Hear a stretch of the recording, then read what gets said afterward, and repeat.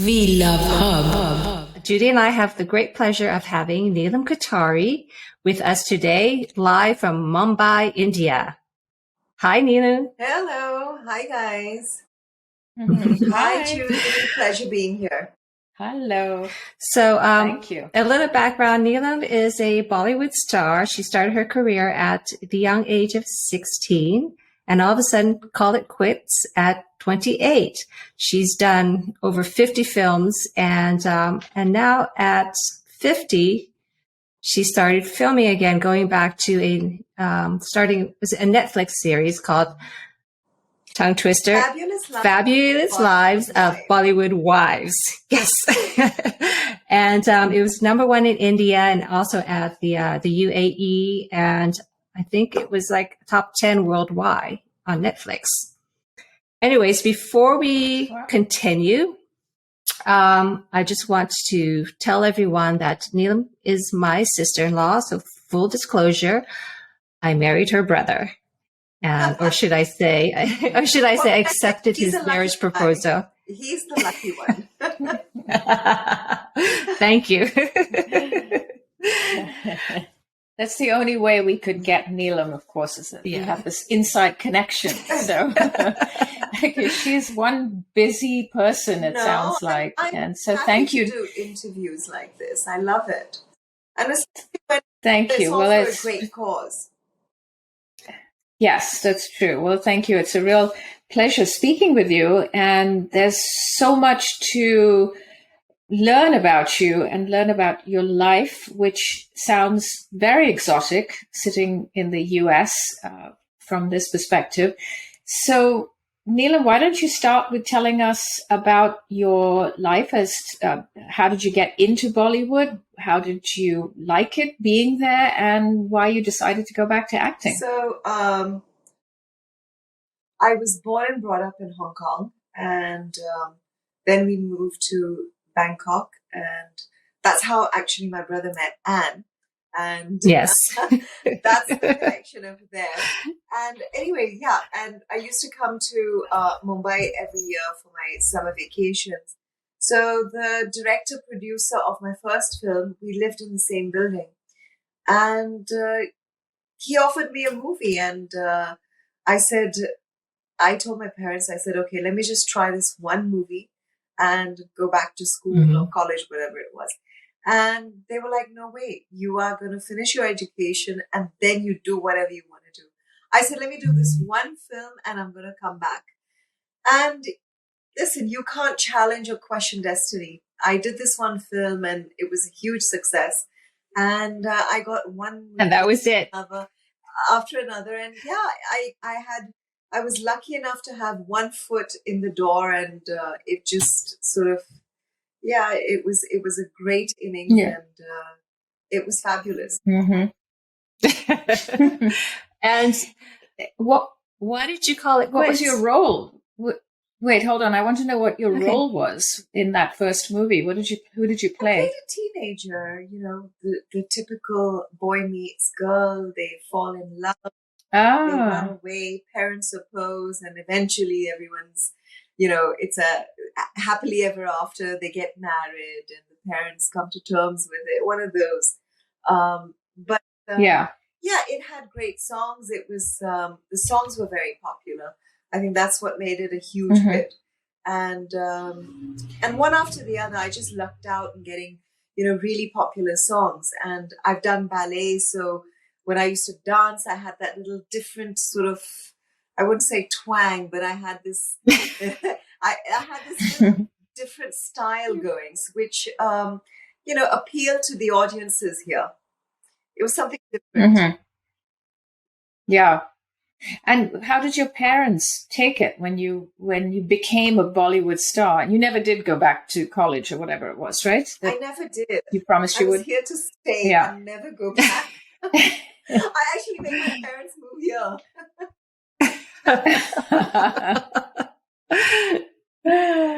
So how they were accepting? Well, look, I think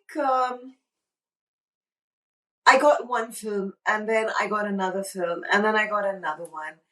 And it's not like, I say it in a sense that I've been very, very lucky and extremely lucky. Yes, did I work hard? I definitely worked hard, but I think everything sort of just fell into place. I got the good filmmakers, I got the good breaks, and I just really lucked out. And I think I made my parents proud because also along with that, I maintained my dignity. I mean, they were very strict, although I must add, mom was very strict. I mean, I didn't have those starry tantrums. I didn't give them a reason to sort of say, okay, pack your bags and come back home. Right. And I must add that Neelam is, the kind of like the American pie, the all-American girl type for how we would say here in America for India. Very conservative. She doesn't curse in her movies.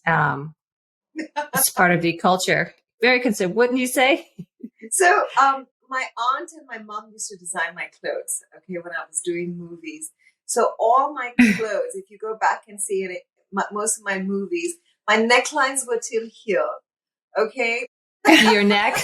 Neckline to your neck. I was to your chin. In fact, in Bollywood Wives season 2, I've got this scene with a very prominent designer who used to do a couple of my films, and he was like, "What was with you? Your necklines wouldn't budge from here." He used to wear short dresses. I did wear short dresses, but my necklines were always still here. So he's made fun of me, and we've had a good laugh about this. I said, speak to my mom and my aunt. That's hilarious. And so how did the series come about? How did that all happen? How did you end up being in the Fabulous Lives of Bollywood Wives? The maker of Fabulous Lives is a very dear friend. His name is Karan Johar. He's a very popular filmmaker here in Mumbai, Bollywood. And he's seen me through the years, and we've got a whole bunch of common friends. And we were on a flight one day together, and so the 5 of us were on flight, and one's talking about weight loss, one's talking about dressing up, one's with my hair. He's like, you know what? You women are mad. I need to make a show on you girls because you're absolutely mental. I mean, the world has to see how crazy you all are. So that's how it started. And in the beginning, were you resistant to the idea of doing a reality show? I was really excited in the beginning. I was like, yes, I'm going to be on Netflix and Amazon, whatever. The platform wasn't decided at that time. So I was really excited. But then when it actually happened and we had a meeting with Karan, and I called up Karan after the meeting. I said, you know something, I'm out. I can't do this. So he said, why? I said, listen, I've been an actress for so many films. For so many years, I faced the camera, but I've always played a role. And this is the first time where I'm going to be myself. And facing the camera after so many years, I don't know if I have that confidence. So he was like, listen, you're giving yourself too much importance. Just shut up and just do it. It'll be fine. And I'm so happy I did it because it's just changed my life. It's turned everything around. It's for the better. It's just been great, be it for myself as a woman, my confidence levels, my work, everything has, should I say blossomed? Yes. Second spring.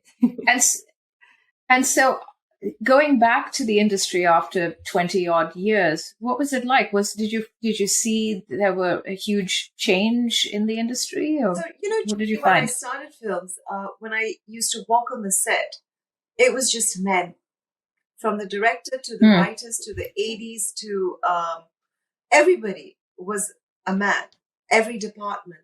And the only woman on set with me was my hairdresser. But now when you walk on set, the ADs, the creative team, the camera team, I mean, there's so many women. So you just feel a lot more comfortable on set because, things have changed a lot. It's become a lot more professional. Yeah. There's such a huge disparity in India, and I know it because I grew up there. My father is Indian. And, you talk about how many, how forward the women in the workplace, how much we've accomplished in the workplace in India, but there's still so much work to be done as far as women getting equality in India, right? I think we're getting there. I think we're getting there. I mean, top companies, the CEOs are women. I think I wouldn't say we're there, but we're getting there for sure. Mm-hmm. Yeah. I mean, women are holding higher posts in a lot of the, multinational companies, and I think it's turned around a lot. Yeah. It's getting there. So would you say would you say there's more acceptance to women who are older in the industry? So now our age. So you know what? I think now people are actually writing roles for older women. And they're not just like grandmothers and mother roles. So, I mean, you probably don't watch a lot of the Hindi content, but like on Netflix or on Disney, they're actually writing stuff for, older women. It's I think it's a great time for women now because they're actually writing women-oriented stories, which is fabulous. Are any of them touching on menopause? Do you know? No, not that I know of. Okay. Actually, I just found an article that talks about a popular show on TV called Bombay Begums. Have you heard of it? Bombay Begums, yes. Okay, so it's another Netflix series, and in one scene, one of the lead characters is portrayed racing out of the room, and people say, "Oh my God, is she having a heart attack?" And she's in a boardroom of some sort, and actually, she later describes having symptoms of menopause, and it actually was openly discussed on this Netflix series. It is being discussed, but not so openly. Not so openly. It is.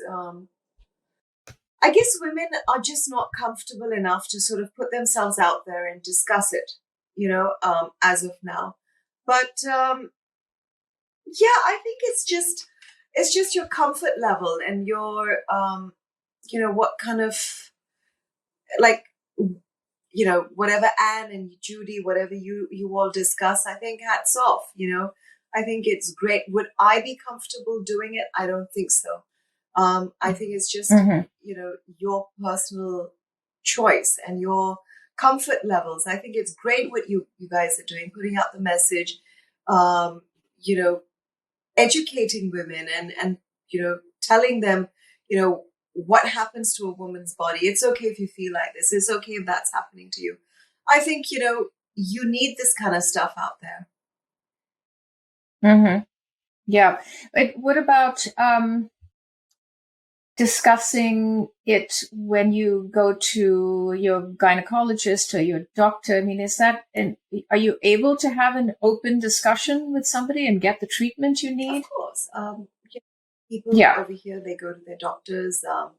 I'm sure they discuss it with friends, but I think, getting professional help, because post 50, a woman does go through, a lot of changes, emotionally, physically, mentally, lots of changes. So I think, getting professional help and seeking the right guidance is really, really important.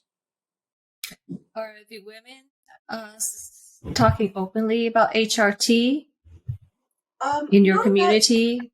I mean, I don't know anyone personally who's had the treatment or going through the treatment.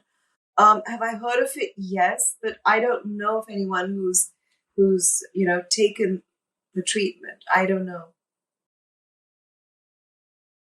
Mm-hmm. What about when you get together with your girlfriends? You know, when Anne and I and our friends were all going through this period in our time, it was incredibly helpful to have this little group of friends who we could share our stories and experiences. You need that. Sorry, that you cut out. system and someone to sort of Yeah. talk to and that shoulder to cry on, because it's hard sometimes, and only another woman will understand it. Sometimes your family doesn't get it. Yeah. Mm-hmm. Yeah. That's true. So do you find that you're open with your girlfriends too about these discussions? Definitely. Like, for example, my daughter on holiday, she likes to sleep in my room. And I keep my AC on 18. Okay? Because she's like, 18. Mommy, yes. Why 18 degrees? Why do you keep the room so cold? And I'm like, what do I tell her? I mean, I can't bear it right now. We're talking.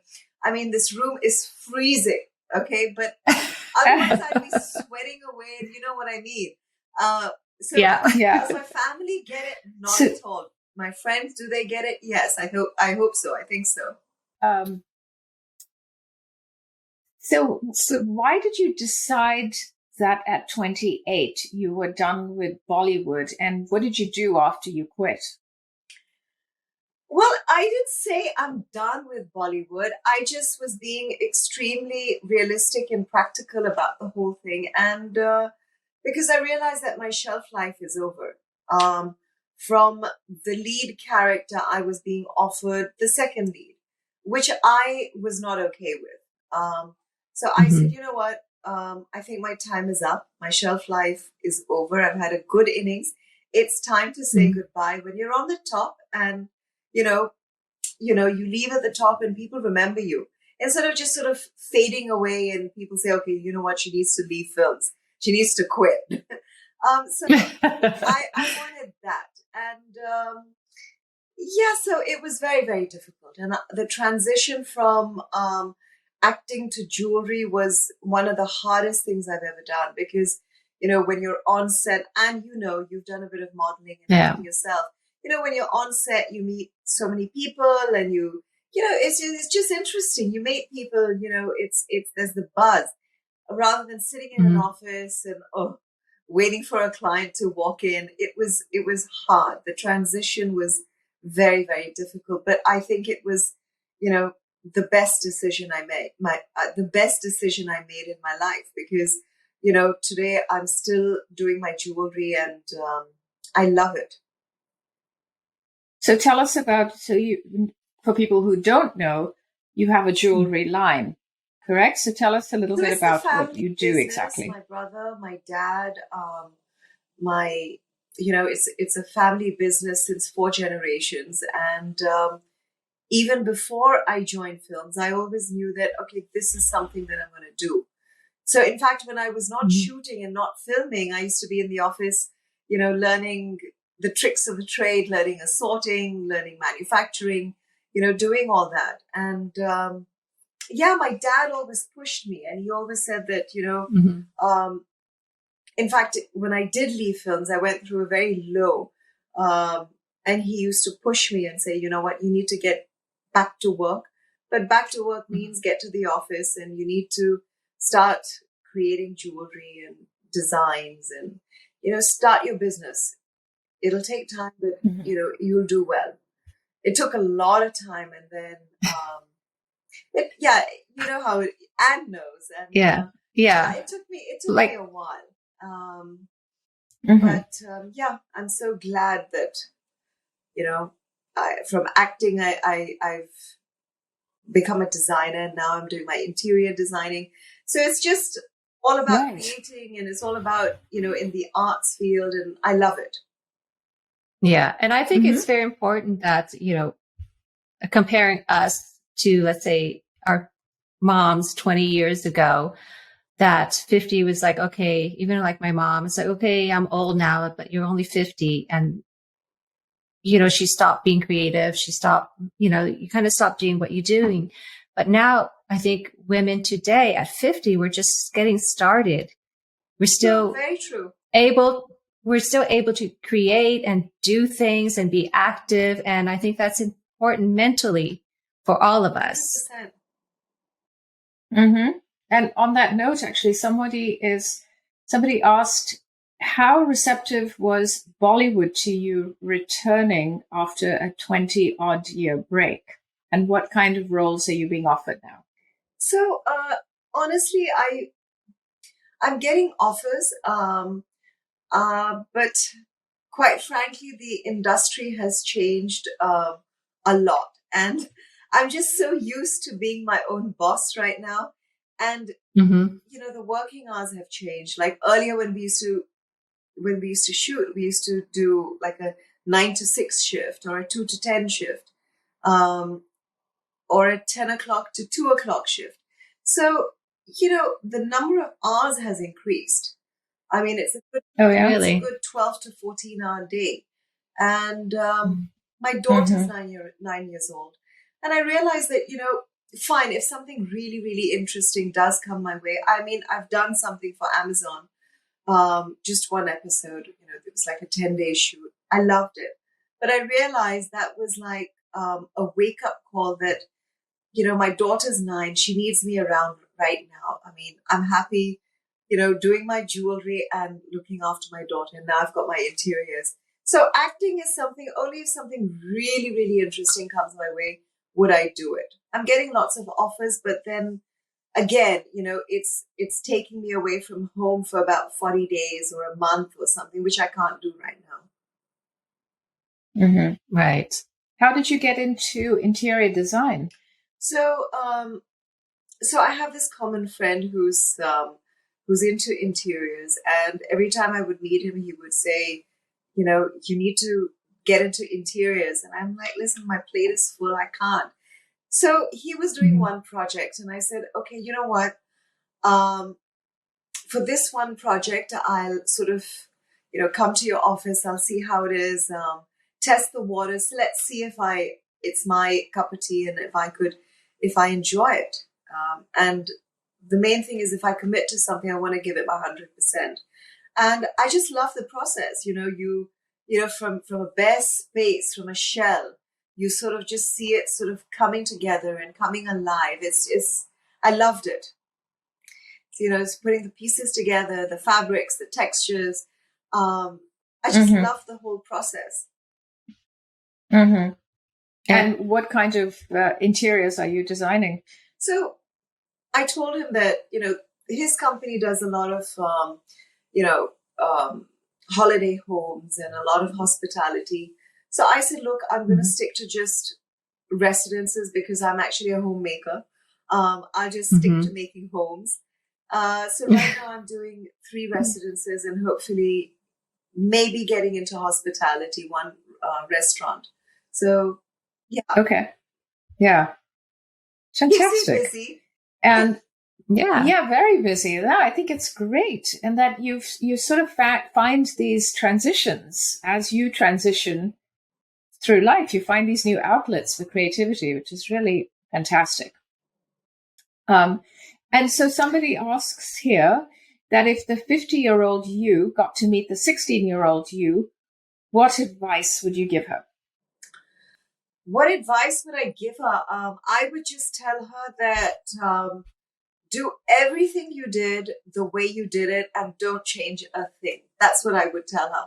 Because I look back today and did I have ups and downs? I definitely did. But I have no regrets. And with every down, you become a stronger, wiser person. And you just sort of learn from experiences. And the highs, who doesn't love a high? When you're doing well and you see success, it's just a great feeling. So would I change anything? No, nothing at all. Yeah. Very nice. So one last question. When you hear me and my friends in the West speaking openly about sex and menopause, does that make you feel uncomfortable? And it makes me cringe. It makes me just cringe. No, I'm kidding. I think you guys are doing such a great job. In fact, I've seen some of your interviews, and I must say, you guys are really bold and beautiful. I mean, it's like you've got the guts to go out there and talk about women's issues, like post-50 issues, like menopause and everything. And not a lot of people do this, and I think it's great what you're doing.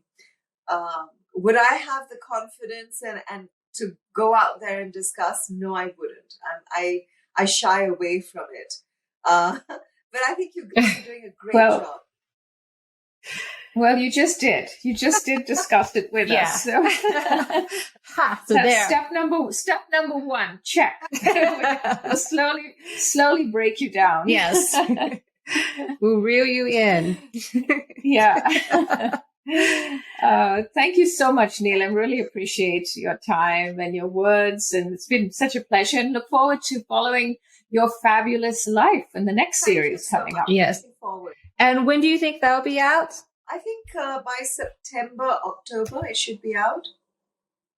Great. And if everyone who's listening, please follow Neelam on Instagram and Facebook at Neelam Kothari Soni. Neelam Kothari Soni, yes. Soni, sorry. Soni. Soni, yeah. Soni. Yeah. All right. Great. Thank you. Thank you again. Thank you. It was great talking to you.